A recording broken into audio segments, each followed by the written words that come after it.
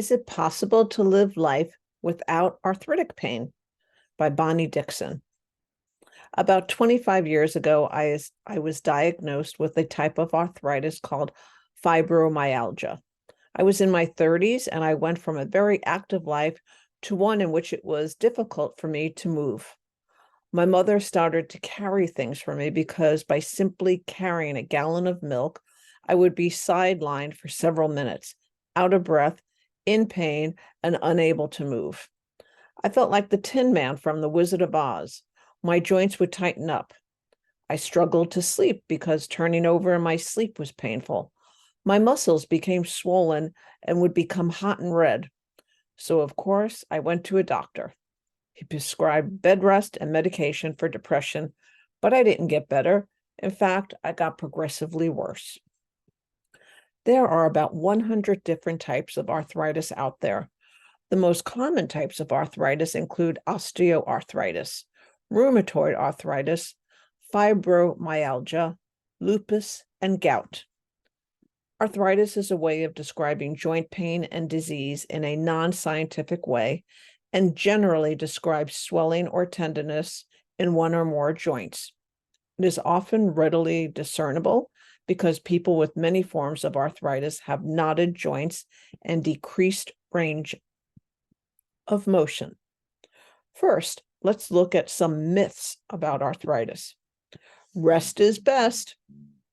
Not using whatever body part is aching and swollen won't make it not achy or swollen. Arthritis is not an injury. Like the Tin Man, joints need lubrication, but lubrication doesn't come from an oil can. It comes from using those parts of you that are making you miserable. It took me a year to undo the damage of spending several months resting my body and several more years to get to the point where I rarely struggle with pain. I am not going to tell you that you will live life without pain by moving, but I will tell you it's possible to do so at least part of the time. It's not a myth that some women knit in order to lubricate fingers and hands. My grandmother's hands were a gnarled mess, but when I asked her if they hurt, she told me, not really. But she knitted, did leather work, gardened, and generally stayed busy. That being said, I'm not a doctor. I am a believer in low impact exercises like biking, walking, swimming, stretching, and doing balance exercises because it helps me, it helps my mom, and it helped my grandmother. But anyone who suspects they have arthritis should see somebody who specializes in arthritis because what might help arthritis won't help injuries or other types of diseases, and you need to confirm what you have before you start working at fixing it. Once you get arthritis, this pain only gets worse. Many types of arthritis respond well to weight-bearing and range of motion exercises. When I first started taking matters into my hands, I walked my bike everywhere. It was too dangerous to actually ride a bike because my muscles would freeze up, and it is difficult to balance a bike on two wheels while simultaneously dealing with breath-robbing pain. But walking a bike or pushing a cart while in a store allowed me something to stabilize myself. I got a dog and started making a point of walking every day. I had been in great shape because I was a hiker and worked a warehouse job. So for me, it was a gradual return to being physically active. If you have never been physically active, it might be harder to get started. Having said that, I am nowhere near the type of shape I had been in. Hiking 20 miles in a day is stupidly dangerous for someone who may suddenly find that movement is extremely painful if I have a sudden flare-up while alone in the wilderness. Arthritis means bone on bone. There are many types of arthritis and many stages. There are people with worn out joints like my grandmother, but with no pain. One study found that out of 100 people who had MRIs of their spine, many with evidence of arthritis and disc bulges in their spine had no pain. The study also found people with no evidence of arthritis that had arthritic symptoms.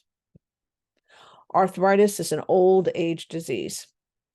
My mom was diagnosed with arthritis when she was 2 years old. 60% of arthritis sufferers are between the age of 18 and 64, and about 300,000 children suffer from it in the US.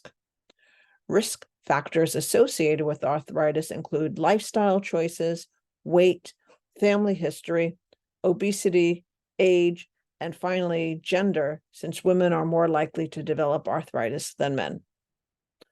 Arthritis is strictly about pain and stiffness.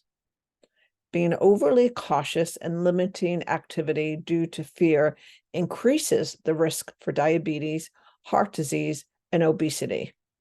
Seeing a therapist can determine if physical therapy can help to reduce pain, or if you are at a stage that requires additional measures such as medication, physical therapy, and surgery.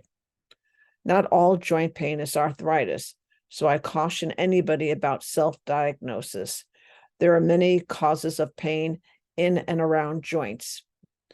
In addition to exercise, my treatment includes making sure I get enough rest, eating right, and reducing stress.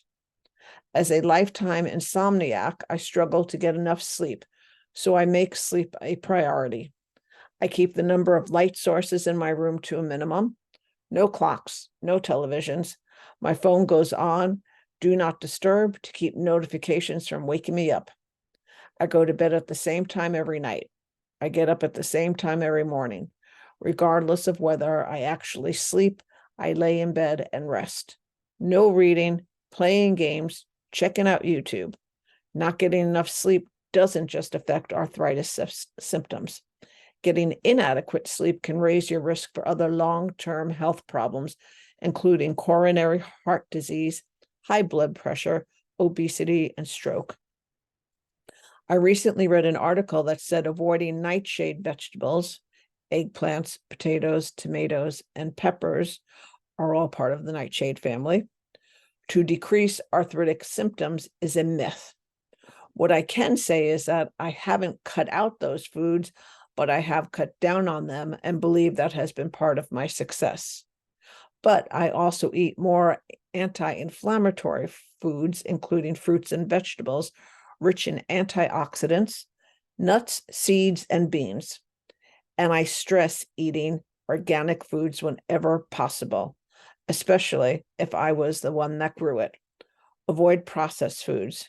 If you want to see what an anti-inflammatory diet looks like, pick up a copy of Forks Over Knives. I don't advocate a meatless diet, although that magazine does, but I do believe Americans eat way too much processed foods and meats. Choosing to have a meatless Monday may be part of your future success for many healthcare problems, not just arthritis. Finally, stress. Exercise helps to relieve stress, as does getting enough sleep. Keeping excess weight off, eliminating smoking, reducing alcohol consumption are some other ways to reduce stress. Try meditation, yoga, or find something funny, such as a comedy show. Get a hobby, take a class, volunteer, or just hang out with a friend to reduce stress. I have frank discussions with my doctor, but it's my body. I am in charge of how I feel every day. A doctor, no matter how good they are, is not monitoring your daily routine or able to truly judge your pain levels. Take responsibility for your own health and well-being and do the research so you can find what works best for you. Is it possible to have arthritis and live without pain? For some people, it's absolutely possible, but there isn't a magic pill, just sensible living.